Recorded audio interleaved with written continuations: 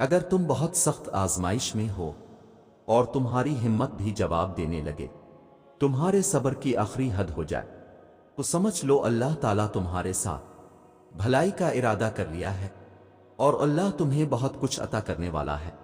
اور اللہ تعالیٰ نے تو قرآن کریم میں فرمایا ہے، اور آپ کا رب آپ کو اتنا دے گا کہ آپ خوش ہو جائیں گے۔ کیا ہوا ساری محنت ضائع ہو گئی؟ کیا ہوا سب نے چھوڑ دیا؟ کیا ہوا سب کے آگے برے بن گئے؟ کیا ہوا مسلسل ناکامی ہے؟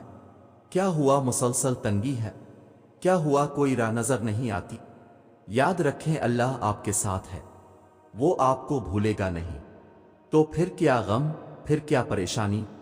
لوگوں کی بیزاری پر پریشان نہ ہوں، آپ کا رب اب سے بیزار نہیں ہوگا۔ تو پھر مسکرائیے اور ہر دکھ درد تکلیف کو سپرد خدا کر دیں، پھر ایک سکون نازل ہوگا جو ہر چیز سے بے نیاز کر دے گا۔ حالات کیسے بھی جا رہے ہیں، زندگی کیسی بھی گزر رہی ہے، وقت کیسے بھی چل رہا ہے، جب سب کچھ چل رہا ہے، کچھ بھی رکا نہیں ہے، تو امید باندھے رکھیں نہ۔ اپنے امید کا چلنا کیوں روک دیا ہے؟ آپ کے پاس تو سب سے بڑی امید ہے، آپ کے پاس تو اللہ ہے نا، اور پتہ ہے اللہ آپ کو راضی کرنا بھی جانتا ہے۔ یہ سب ایسے ہی ہونا ہے، یہ طوفانوں سے گزرتا قافلہ چلتے چلتے جب اپنی منزل پر پہنچ جائے گا تب آپ راضی ہو جائیں گے۔ دل کو مایوس مت ہونے دیں، بس یقین رکھیں اللہ تعالیٰ کے فیصلوں پر۔ اگر دیر ہے تو یقیناً اسی میں خیر ہوگی۔ وہ رب دو جہاں تمہارے کام ایسے بنائے گا جیسے وہ کبھی بگڑے ہی نہ ہوں۔ دیکھنا ایک دن تم شکر کے سجدے میں ہوگے اور آنسوں سے تمہارا چہرہ اور جائے نماز بھیگ چکی ہوگی۔ تمہیں سمجھ نہیں آئے گا کہ کس طرح اللہ رب العالمین کا شکر ادا کرو۔ یاد رکھو اللہ یقین والوں کے لیے راستے بناتا ہے، اور جانتے ہو یقین والے کیسے ہوتے ہیں کہ جب ان کی دعائیں بھی ان کے مخالف ہو جائیں وہ تب بھی اللہ سے مانگنا نہیں چھوڑتے۔ ایسا یقین کہ جب ان کی ساری دنیا ان کی آنکھوں کے سامنے بکھرتی ہوئی دکھائی دے رہی ہوتی ہے، اور وہ تب بھی آسمان کی جانب دیکھ کر کہتے ہیں ہمیں پتہ ہے تو ہمیں تھام لے گا۔ تو بتاؤ پھر کیا تم اپنے منصوبوں کو اس کے منصوبوں کے لیے ترک کر دو؟ نہیں، تم تو فوراً ڈر جاتے ہو اور پھر زور زور سے کہنے لگتے ہو کہ اللہ نے میری دعائیں تو سنی ہی نہیں۔ بھول گئے ہو اللہ کہتا ہے کہ تم کیا سمجھتے ہو کہ تم کہو گے میں ایمان لایا اور پھر تم آزمائے نہ جاؤ گے؟ جان مارنی پڑتی ہے تب جا کے اللہ ملتا ہے، یقین کی کڑی آزمائش کاٹنی پڑتی ہے پھر جا کر معجزے ہوتے ہیں۔ تو پھر یقین رکھو، ایسا یقین کہ اگر اللہ تمہیں دائیں جانب چلنے کا کہہ دے تو تم چل دو، یہ جانتے ہوئے بھی کہ تمہاری چاہ تو بائیں جانب ہے۔ پھر دیکھو کیسے وہ بائیں کو دائیں طرف لے آتا ہے اور تمہیں اس راستے سے اپنی قدرتیں دکھاتا ہے جہاں سے تمہیں کچھ بھی ملنے کی توقع نہ تھی۔ ہم اللہ سے بہت جلد مایوس ہو جاتے ہیں، ہم یہ سوچتے ہیں اللہ میاں ہماری دعا نہیں سنتا، پر ایسا بالکل نہیں ہے، بلکہ وہ ہمارے صبر کا امتحان ہوتا ہے اور ہم گر جاتے ہیں۔ اللہ چاہتا ہے کہ ہم صبر کا دامن نہ چھوڑیں اور اس پر کامل یقین کریں، اس کے فیصلے پر راضی رہیں۔ اگر دعا پوری نہ ہو تو مایوسی کو پاس بھی نہ بھٹکنے دیں، اس سے انسان کے ایمان میں کمزوری ظاہر ہوتی ہے، اور شاہد اللہ آپ کو اس سے بھی اچھی چیز سے نواز دے جو تم چاہتے ہو۔ بے شک وہ ہر دل کا راز جانتا ہے اور ہماری دعائیں قبول کرے گا۔ بس یقین اور صبر کریں اور اس سے رابطہ مت چھوڑیں۔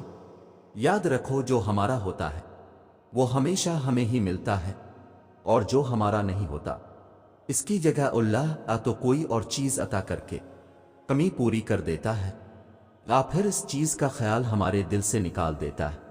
مگر ایسا تب ہوتا ہے جب ہم اللہ کے فیصلوں پہ یقین رکھتے ہیں، جب ہم خود کو یہ سمجھا لیتے ہیں کہ اللہ ہمیشہ ہمیں بہتر چیز سے نوازتا ہے۔ میں جانتا ہوں یہ اتنا آسان نہیں ہوتا، مگر میں یہ بھی جانتا ہوں کہ اس کے بعد آسانیاں ہی آسانیاں ہوتی ہیں۔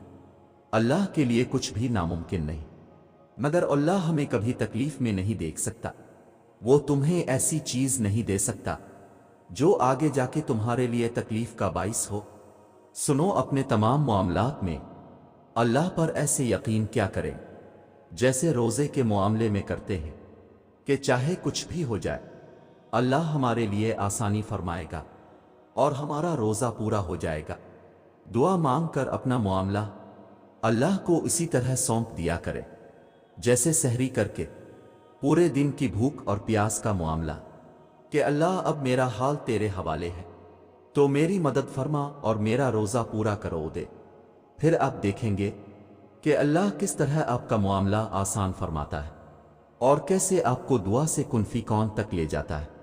وہ بادشاہوں کا بادشاہ آپ سے صرف محبت اور یقین مانگتا ہے، باقی سب تو اس نے خود کرنا ہے جیسے وہ ہمیشہ سے کرتا آیا ہے۔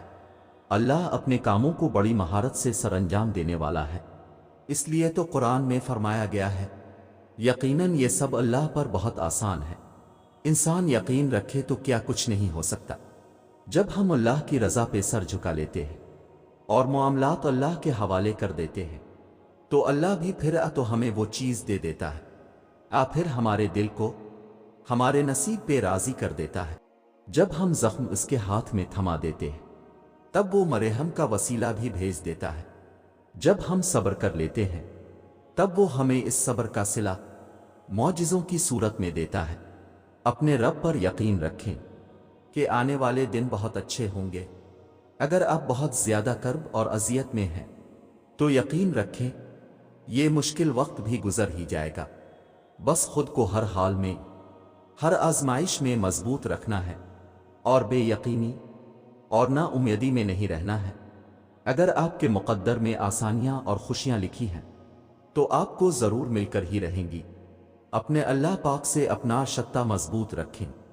تمہیں بس یقین رکھنا ہے کہ جو تمہارا ہے اس تک تمہیں پہنچنا نہیں پڑے گا، بلکہ وہ خود راستہ ڈھونڈ کر تم تک پہنچا دیا جائے گا۔